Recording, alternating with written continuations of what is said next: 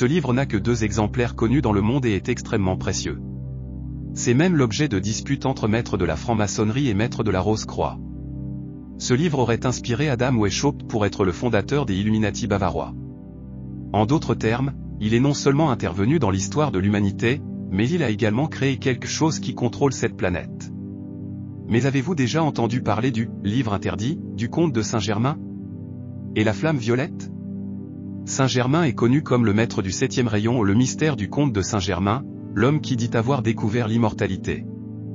Le savez-vous déjà? Vous ne savez pas? Pourquoi pas? Peut-être parce que vous n'avez pas encore regardé la vidéo précédente ici sur la chaîne. Si vous étiez un abonné fidèle, vous vous en souviendrez certainement. Nous avons déjà réalisé par le passé une vidéo racontant tous les mystères du comte de Saint-Germain, mais l'histoire est si mystérieuse, si pleine de détails macabres, qu'elle mérite certainement une seconde partie. Et cette vidéo est la 2e partie. Pourquoi reparlons-nous de ce sujet? Parce que la flamme violette est la vraie raison. C'est vrai, la flamme violette m'a fait reparler du comte de Saint-Germain. Alors sérieusement, ne clignez pas des yeux pendant cette vidéo. Prenez une collation, peut-être du popcorn, pour ne pas finir par vous mordre les doigts, et venez avec moi pour découvrir davantage ce mystère caché. Le comte de Saint-Germain est un personnage étrange, enveloppé de mystère et de fascination. Il est connu pour ses apparitions au fil des siècles, défiant la logique et l'histoire elle-même. On l'a aperçu à différentes époques et son existence semble dépasser les 200 ans. Il a laissé sa marque à des moments cruciaux de notre histoire. En fait, on dit qu'il a inspiré Adam Weishaupt à fonder les Illuminati bavarois. Non seulement il est intervenu dans l'histoire de l'humanité, mais il a également créé quelque chose qui est censé contrôler cette planète. Honnêtement, je ne doute pas que cette histoire soit réelle.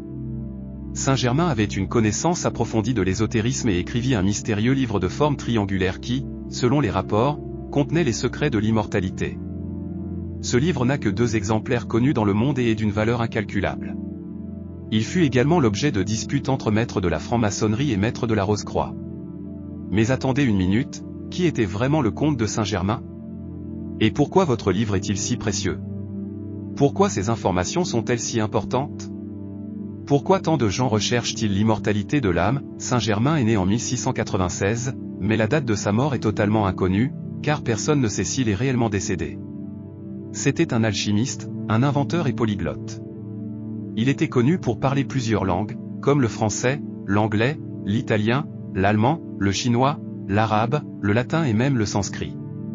De plus, il possédait de vastes connaissances en médecine, chimie, politique et sciences sociales. Le comte de Saint-Germain est apparu à plusieurs moments cruciaux de l'histoire, comme s'il avait vraiment besoin d'intervenir.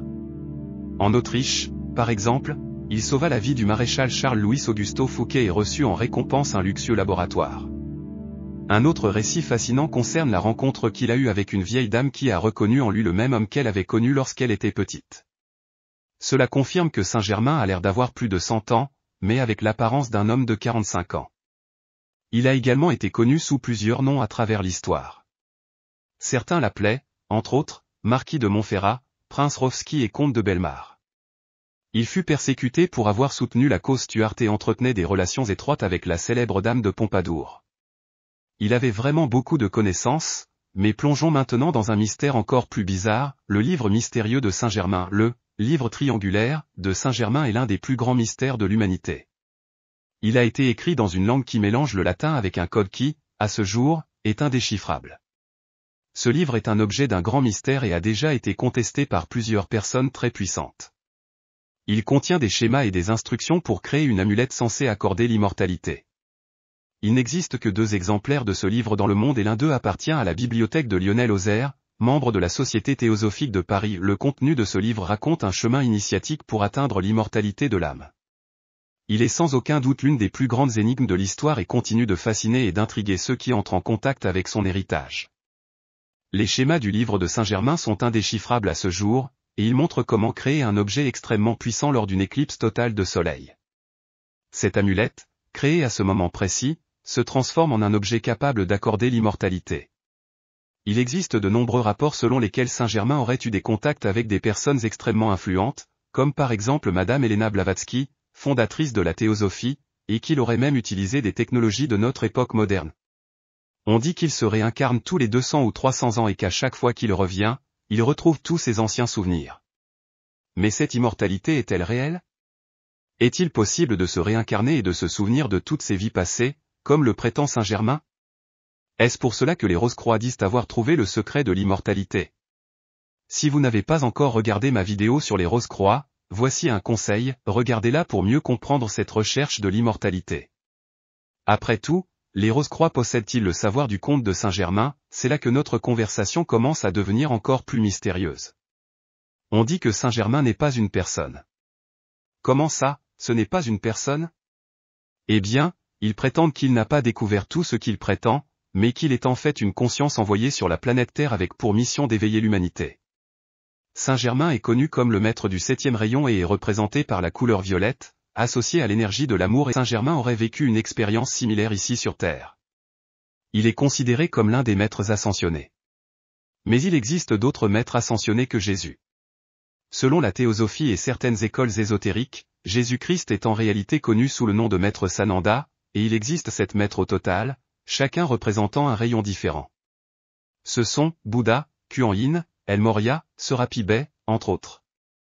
Chacun de ces maîtres est chargé de transmuter l'énergie d'un de ces rayons vers la planète Terre, et c'est à ce moment-là que l'histoire devient encore plus intrigante. On dit que Saint Germain travaille avec les Arcturiens. Mais calmez-vous, je ne parle pas des êtres issus de la constellation Arcturus. Je parle d'êtres multidimensionnels. Comme ça?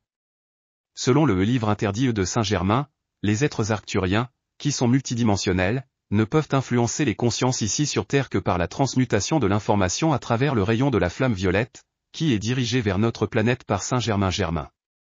Saint Germain, en tant que maître du 7e rayon, aide ses consciences à atteindre la Terre. Le rayon violet a le pouvoir de briser l'illusion qui entoure la planète, de franchir les barrières de l'illusion et d'atteindre les gens. Cela semble fou? Vous en voulez plus? Eh bien, le problème est que je ne peux que révéler dans quelle mesure l'information a été divulguée. Le seul exemplaire confirmé du livre de Saint Germain est conservé à la Société théosophique de Paris, et personne ne peut y toucher. De temps en temps, telle ou telle information fuit, et c'est là que nous pouvons explorer un peu plus l'autre exemplaire du livre, qui est en cause dans des conflits entre franc-maçonnerie et rosicruciens, et hors de notre portée. Nous, les gens ordinaires, n'aurons peut-être jamais la chance d'avoir accès à ces connaissances. Chacun des maîtres que j'ai mentionnés travaille avec différents ordres et à différents alliés qui aident à amener ces consciences sur Terre. Le pouvoir de la flamme violette est décrit comme étant capable de dissoudre l'illusion et l'ignorance, libérant la lumière et révélant la vérité divine.